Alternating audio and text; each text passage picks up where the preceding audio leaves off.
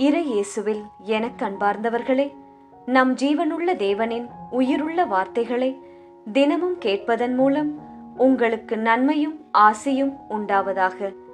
இன்றைக்கு நம் உள்ளத்தில் ஆண்டவர் பேச விரும்புகிற திருவசனம் எரேமியா 26 அதிகாரம் 13 திருவசனம். உங்கள் கடவுளாகிய ஆண்டவரின் குரலுக்கு செவி கொடுங்கள். இறை இயேசுவில் எனதருமை நண்பர்களே, உங்கள் அனைவருக்கும் நம் இயேசுவின் அன்பை உரித்தாக்குகின்றேன். இன்றைய புனிதராம் புனித அல்போன்ஸ் மரிய லிகோரி ஆயர் மற்றும் மறை வல்லுனரிடம் நமக்காக இறையேசுவிடம் பரிந்து பேசி அவரின் மேலான இரக்கத்தை பெற்று தரும்படி ஒரு நிமிடம் ஜெபித்துக் கொள்ளுங்கள் நண்பர்களே. இன்று ஆகஸ்ட் மாதம் 1ஆம் தேதி சனிக்கிழமை. இன்றைய நாளில் தங்கள் பிறந்த நாள் மற்றும் திருமண நாளை கொண்டாடும் அனைவரையும் இறையேசுவின் அன்பும் ஆசிர்வாதங்களும் நிறைவாய் சேரட்டும்.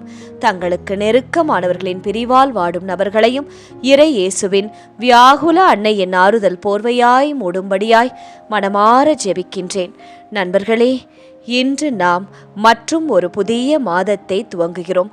இயேசுவின் கைகளில் இந்த புதிய மாதத்தை ஒப்படைத்து ஜெபிப்போம். அவரது பாதுகாப்பும் இரக்கமும் கிருபையும் உதவியும் இந்த மாதமெல்லாம் நமக்கு தரும்படியாய் ஜெபித்துக் கொள்வோம். இந்த 2026ஆம் ஆண்டின் 7 மாதங்களை கடந்துவிட்டோம். 8ஆம் மாதத்திற்குள் அடியெடுத்து வைக்கின்றோம். நன்றியுள்ளவர்களாய் வாழ விரும்புவோம். சரி நண்பர்களே, இன்று இயேசு என்னோடு என்ன பேச விரும்புகிறார்? எண்ணங்களுக்கு தக்கபடியே காரியங்களும் தீர்மானிக்கப்படும். நமது எண்ணங்கள் நமது வாழ்க்கையின் திசையை நிர்ணயிக்கின்றன. இயேசுவை மையமாக கொண்ட தூய எண்ணங்கள் நல்ல முடிவுகளையும் அன்பான செயல்களையும் உருவாக்குகின்றனவாம். ஆனால் பொறாமை, பயம், சுயநலம் போன்ற எண்ணங்களுக்கு நாம் இடம் கொடுத்தால் அவை நம்மை இயேசுவிடமிருந்து விலகச் செய்யும். ஒரு கிறிஸ்தவரின் ஆன்மீக வாழ்வு இதயத்திலும் மனதிலும் தொடங்குகிறது. எனவே நம் சிந்தனைகளை இயேசுவின் வார்த்தையால் புதுப்பித்து தூய ஆவியானவரின் வழிநடத்துதலுக்குள் நாம் அன்றாடம் வாழ வேண்டும். தூய எண்ணங்கள் தூய செயலாக மலரும்போது நம் வாழ்க்கை கிறிஸ்துவின் ஒளியை உலகிற்கு வெளிப்படுத்தும் ஆசிர்வாதமாக நோய் நொடி இல்லாமல் இருக்கும். ரோமர் 12ஆம் அதிகாரம் 2ஆம் வசனம் சொல்லுகிறது, இந்த உலகத்திற்கு ஒப்பானவர்களாக இருக்காதீர்கள், மாறாக உங்கள் மனம் புதுப்பிக்கப்படுவதன் மூலம் உருமாற்றம் அடையுங்கள் என்று சொல்லுகிறது. ஒவ்வொரு நாளும் உங்கள் மனதை இயேசுவின் அன்பாலும் சத்தியத்தாலும் நிரப்புங்கள். தேவையற்ற விஷயத்தை பேசாதீர்கள், கேட்காதீர்கள். நல்ல எண்ணங்களை விதையுங்கள். இயேசுவின் கிருபையால் அவர் ஆசிர்வதிக்கப்பட்ட வாழ்க்கையை உங்களுக்கு தருவார். சரி நண்பர்களே, இன்றைய முதல் வாசகம் என்ன கூறுகிறது? உண்மைக்காக நிற்பவரை இறைவன் ஒருபோதும் கைவிட மாட்டார். இன்றைய முதல் வாசகத்தில் எரேமியா ஒரு குற்றவாளியைப் போல மக்கள் முன் நிறுத்தப்படுகிறார். குருக்களும் பொய்யான இறைவாக்கினரும் இவன் சாக வேண்டும் என்று கூச்சலிடுகிறார்கள். ஆனால் எரேமியா பயந்து ஓடவில்லை. தனது உயிரை காப்பாற்றுவதற்காக இறைவனின் வார்த்தையை மறுக்கவும் இல்லை. மிகுந்த அமைதியுடன் எரேமியா கூறுகிறார், இந்த செய்தியை சொல்ல ஆண்டவர் என்னை அனுப்பினார். உங்கள் வாழ்க்கையை மாற்றுங்கள். ஆண்டவர் அப்போதுதான் இரக்கம் காட்டுவார் என்று தைரியமாக சொல்லுகிறார். அவர் தன் உயிரை விட இறைவனின் உண்மைக்கு அதிக மதிப்பு கொடுத்தார். இறுதியில் ஆண்டவர் அவரை கைவிடவில்லை. தலைவர்களின் மனதை மாற்றினார். மேலும் ஆதிக்கம் என்ற ஒருவரை எழுப்பி எரேமியாவை பாதுகாத்தார். இறைவன் தம் பிள்ளைகளை சோதனையில் அனுமதிக்கலாம், ஆனால் அனாதையாக விட்டுவிட மாட்டார். இதை நாம் நன்கு புரிந்து கொள்ள வேண்டும் நண்பர்களே. பல நேரங்களில் நாம் உண்மையை சொல்ல தயங்குகிறோம். மற்றவர்கள் என்ன நினைப்பார்களோ, எனக்கு பிரச்சனை வந்துவிட்டால் என்று பயப்படுகிறோம். ஆனால் இன்று ஆண்டவர் எரேமியாவின் மூலம் நினைவூட்டுகிறார், உண்மைக்காக நிற்பவரின் பாதுகாப்பு மனிதர்களின் கையில் அல்ல, என் கையில் இருக்கிறது என்று சொல்லுகிறார். நாம் அனைவரையும் திருப்திப்படுத்த முடியாது நண்பர்களே. ஆனால் இயேசுவுக்கு உண்மையாக இருந்தால் மட்டும் போதும். அவர் தேவையான நேரத்தில் தேவையான மனிதர்களை நம் வாழ்க்கையில் அனுப்புவார். எரேமியாவுக்கு ஆதிக்காமை அனுப்பியது போல நமக்கும் உதவி செய்யும் கரங்களை எழுப்புவார். உண்மையை பேச வேண்டிய இடத்தில் நான் அமைதியாக இருந்து விடுகிறேனா என்று சிந்தித்து பாருங்கள். சோதனையின் நேரத்தில் ஆண்டவரே நீர் என்னோடு இருக்கிறீர் என்று நம்பிக்கையுடன் நான் வாழ்கிறேனா? அல்லது ஆண்டவரே இயேசுவே, எங்கே போனீர்? என்னை கைவிட்டு விட்டீரா? மறந்து விட்டீரா என்று புலம்புகிறேனா? நாம் யோசிக்க வேண்டும் நண்பர்களே. ஆண்டவரே, எந்த சூழ்நிலையிலும் உமது உண்மையை, உமது வாழ்வை, உமது நற்செயலை மறவாத ஒரு மனிதராக பயமின்றி சாட்சியாக நான் நிற்கவும் எனக்கு தைரியம் தாரும். மனிதர்களின் பாராட்டை அல்ல, உமது திருவுளத்தை நாடும் இதயத்தை எனக்கு தாரும். குடும்பத்தில் நான் உண்மையாக இருக்கவும், பணியிடத்திலும் நான் உண்மையாக இருக்கவும் எனக்கு நேர்மையுள்ள மனதை தாரும் என்று கேளுங்கள். ஆண்டவர் நிச்சயம் தருவார். இன்றைய நற்செய்தி என்ன கூறுகிறது? உண்மைக்காக வாழ்ந்தவர் மரணத்தை சந்தித்தார், ஆனால் அவரது சாட்சி இன்றும் வாழ்கிறது. இன்றைய நற்செய்தியில் திருமுழுக்கு யோவானின் மரணம் பற்றி வாசிக்கிறோம். அவர் எந்த தவறும் செய்யவில்லை. அதிகாரம் உடைய ஏரோதின் தவறை, இது முறையல்ல, நீ அந்த பெண்ணை வைத்திருக்க கூடாது என்று தைரியமாக சொன்னார். அந்த ஒரு உண்மைக்காகவே அவர் சிறையில் அடைக்கப்பட்டார். இறுதியில் தனது உயிரையும் இழந்தார். இங்கே யோவானின் வார்த்தைகள் நம்மை சிந்திக்க வைக்கின்றன. அவர் மக்களை மகிழ்விக்க பேசவில்லை. அதிகாரம் உள்ளவர்களை பயந்து அமைதியாக இருக்கவும் இல்லை. தைரியமாக எடுத்துச் சொன்னார். மறுபுறம் ஏரோது உண்மை தெரிந்திருந்தும் தவறான முடிவை எடுத்தான். ஏன்? மனசாட்சி சொன்னதை விட மக்களின் பார்வைக்கு அதிக மதிப்பு கொடுத்தான் ஏரோது. ஒரு தவறான வாக்குறுதி கொடுத்தான்.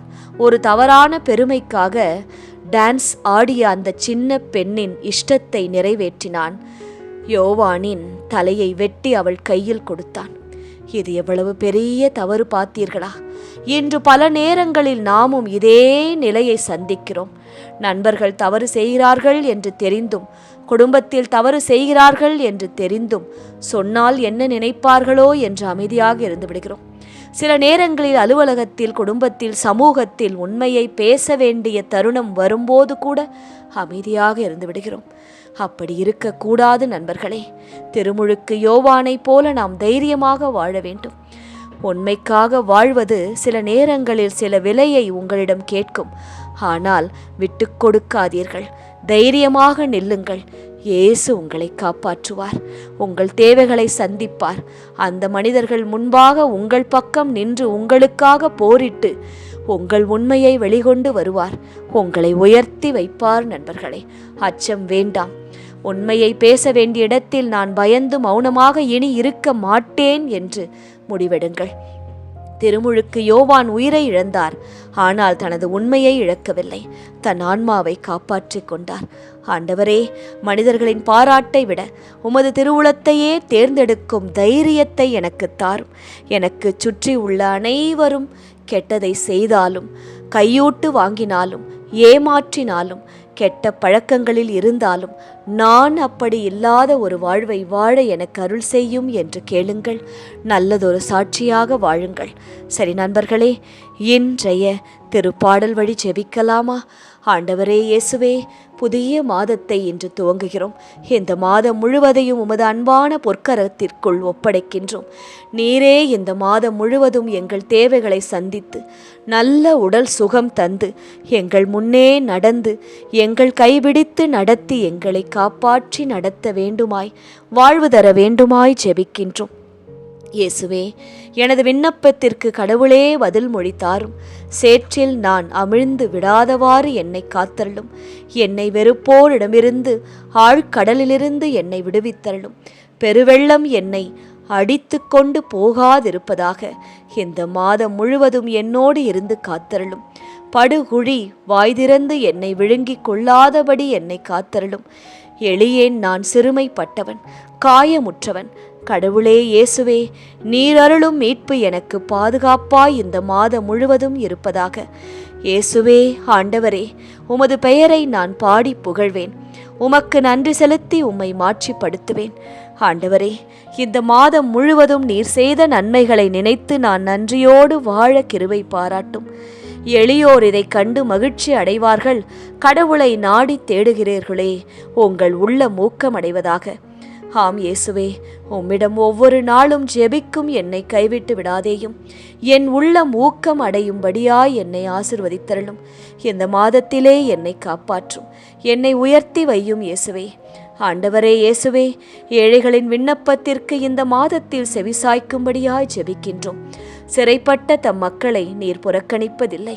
எங்களையும் எங்களை சுற்றி பிசாசானவர் வைத்திருக்கும் சிறைகளையும் கட்டுகளையும் நீரே இயேசுவின் நாமத்தில் விலக்கி போட்டு இந்த மாதம் முழுவதும் துணையாயிருந்து என்னையும் என் குடும்பத்தையும் காத்தருள வேண்டுமாய் ஜெபிக்கின்றேன் இயேசுவே. ஆமேன். இயேசு கிறிஸ்துவின் பெரிதான நாமத்தின் நிமித்தம் ஜெபிக்கிறோம். ஆமென். ஒவ்வொரு நாளும் உங்கள் உள்ளத்தில் ஆண்டவர் பேச விரும்புகிற இறை வார்த்தையை தெரிந்து கொள்ள ரோசரி பிரேயர்ஸ் சேனலை சப்ஸ்கிரைப் செய்யுங்கள். மேலும் உங்கள் நண்பர்கள் மற்றும் உறவினர்களுடன் ஷேர் செய்யுங்கள். நன்றி.